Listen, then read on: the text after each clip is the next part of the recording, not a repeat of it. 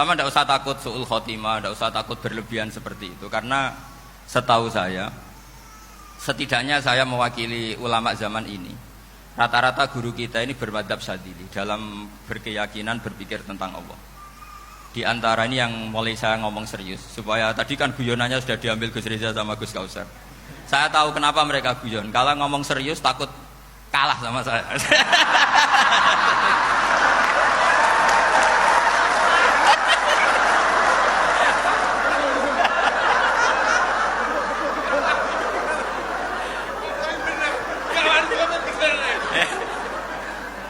Karena saya ini sudah terkenal pemikir serius, jadi artinya itu satu kepintaran mengalihkan.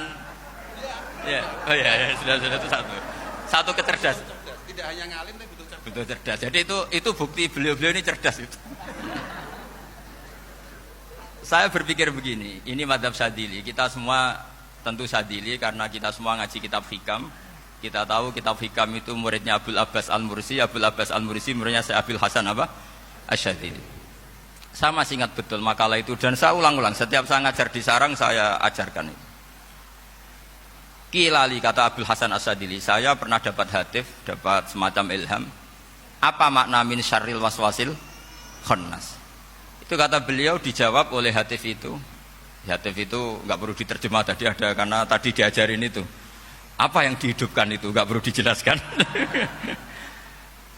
kata hatif tadi. Wasfasun yadkhulu bainaka wa baina habibika yunsika altofahu alhasanah wa yudzakiruka af'alaka asayah wa yukassiru indaka dzatas shimal wa yuqallilu indaka dzatal yamin liya'dila bika an husnidzanni billah ila su'idzanni billah. Jadi yang dikatakan waswas adalah kamu digiring untuk hanya ingat sisi-sisi kamu yang negatif, dilupakan bahwa Anda punya sisi-sisi yang positif. Misalnya seperti ini, mungkin secara fikih tadi banser-banser tegas, wah ini masalah lelaki perempuan dipisahkan gini-gini. Tapi kenapa Ghazali bilang ya sudah gini gak apa-apa. Sebetulnya ada rukhsah itu karena ini di depan umum. Yang paling pantangan Nabi itu la yakhluwanna rajulun bimra'atin. Ini ada yang menjaminnya gitu. Malah khawatir saya di sini dipisah tapi setelah berduaan nggak bisa. Jadi toleransinya karena ini di depan umum. Itu masih ada toleransinya. La yakhluwanna rajulun bimra'atin. Begitu juga ketika kita dosa, misalnya kita dosa. Orang Islam setiap dosa itu pasti ingat salahnya, kemudian istighfar. Dan ketika satu kebaikan dibandingkan keburukan, itu kata semua ulama, karena sayyi'ah itu bernilai 1, kebaikan bernilai apa? 10. Itu masih surplus berapa? 9. Jadi itu cara berpikir Abu Hasan Asy-Syadzili. Kenapa kamu harus berpikir positif tentang Tuhan? Sekali berpikir tentang negatif, itu bahaya betul. Misalnya begini, kamu berpikir tak rewangi, jadi kiai, sujud, rukuk, ternyata aku tetap lebu neraka, gunanya apa? Itu menurut saya kan gak punya akal. Sujud itu satu kelaziman menghamba kepada Allah. Normalnya seorang hamba itu ya sujud. Kemudian gara-gara kamu ingin masuk surga, terus logika kamu dibalik, gunanya apa saya sujud? Ternyata saya masuk neraka. Itu pertanyaan yang benar-benar bodoh dan itu menjadikan Allah benci. Logikanya dibalik begini. Ini saya ngomong serius karena ini bentuk kemenangan saya ini bentuk kemenangan saya. Saya berkali-kali ngomong di kota pelajar di Jogja karena banyak pengujinya juga. Bukan sekedar pendamping tapi penguji. Banyak yang profesor, bukan sekedar doktor, banyak yang profesor. Jadi ya ini dok. Begini, saya pernah ditanya sama seorang dosen, Gus, saya ini ngaji hadis banyak, tapi ada yang saya tidak paham, yaitu mangqala la ilaha illallah dakhalal jannah, ada kalimat wa in zana wa in saraka. Meskipun pernah zina, pernah maling. Ini kan seakan-akan mentoleransi perzinaan dan pemalingan. Terus saya bilang, oh makna hadis itu seperti ini. Jadi kebenaran absolut, kebenaran yang mutlak itu tidak akan terganggu oleh status perilaku seseorang. Saya berkali-kali memberi contoh. Orang yang ditangkap KPK akan bilang 1 tambah 1 2. KPK-nya juga bilang 2. Rivalitas dalam politik, Pak Prabowo ya bilang 2, Pak Jokowi juga bilang 2. Orang yang zaniyah, yang lonte pun akan bilang 2. Muftinya juga bilang 2. Ketua MUI-nya juga bilang 2. Artinya gini. Kebenaran yang absolut adalah kebenaran yang siapapun akan meyakini seperti itu. Seperti 1 ditambah 1, 2. Kamu punya musuh bilang 2.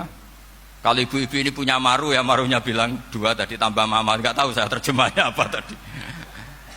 Nah, kebenaran yang absolut itu kebenaran yang siapapun pasti mengakui. Dan uniknya begini, saya kalau saya pernah ngaji acara himmah, acara pondok sarang di Demak. Kalau kamu bilang 1 ditambah 1 menjadi 2, untuk mengatakan 2 itu kamu butuh hadiah enggak? Mereka semua jawab enggak. Kita semua enggak saja mengatakan tembok itu putih. Kenapa? Karena memang putih. Kita mengatakan 1 tambah 1 2 karena memang kita tanpa presentasi dapat hadiah, dapat penghormatan. Kenapa untuk mengatakan Allah itu Tuhan kita butuh surga? Memangnya kalau tidak ada surga Allah tidak jadi Tuhan? Ini problem orang soleh-soleh yang terlalu pesimis. Makanya nanti orang-orang soleh itu masuk surganya berat. Tapi kalau orang alim lebih gampang kira-kira seperti itu. Iya, karena kan imannya lebih bagus. Dalam hadis qudsi Allah ini yang dibuli orang-orang soleh. Laulam akhluk jannatan wala naron alam akun ahlan an uto'a, dalam hadis qudsi itu. Kalau saja saya tidak menciptakan surga dan neraka, apa saya tidak jadi Tuhan yang perlu ditaati? Apa kalau kamu tidak saya kasih uang 1 juta terus bilang 1 tambah 1 11? Enggak kan? Tetap bilang berapa? 2. Kalau kebenaran absolut yang 1 tambah 1 kamu bilang 2 meskipun tanpa mendapat hadiah. Kenapa untuk bilang Allah Tuhan kamu butuh hadiah surga? Itu kan serai ikhlas belas. Makanya saya terus mengajarkan ikhlas. Ikhlas itu bisa dilatih dengan akal, dengan pikiran, bil ilmi lah. Harus dilatih. Nah di sini ini momen atau makna yang mestinya harus difahami wa inzana, bahwa kalimat ini sah meskipun dilafadzkan seorang yang pernah zina. Sama seperti 1 tambah 1 2 sah, diucapkan siapa saja sah. Dan siapapun akan mengucapkan itu secara ikhlas. Ini penting saya utarakan. Sehingga setelah ada firqah-firqah takfiri yang mengatakan orang megang keris itu syirik, ke kuburan syirik, ini syirik. Itu salah besar. Salahnya adalah tadi kalimat-kalimat atau kebenaran-kebenaran absolut ini sudah jadi sibghata wa man ahsanu minallahi sibghah. Kalimat ini begitu absolut di hatinya orang mukmin. Sehingga ketika terganggu oleh hal-hal yang adat istiadat kayak pegang keris, kayak apa, ini tidak mengganggu. Tetap kualitas iman ini di atas keyakinan adat membawa apa keris. Kalau orang membawa keris menjadi syirik karena percaya sama makhluk. Orang misalnya kejawen kalau nggak bawa keris nggak nyaman. Orang kota itu kalau nggak bawa ATM juga nggak nyaman. Itu tidak dihukumi syirik. Kamu pergi lupa bawa HP nyaman enggak? Enggak, kenapa tidak dihukumi syirik?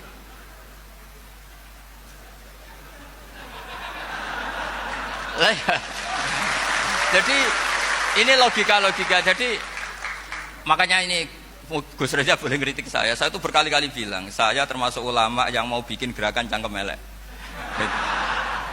Karena nanti kalau saya nisbatkan ke Rasulullah itu tidak pantas, karena Nabi ahsanan nasi khalqau wa khuluqa.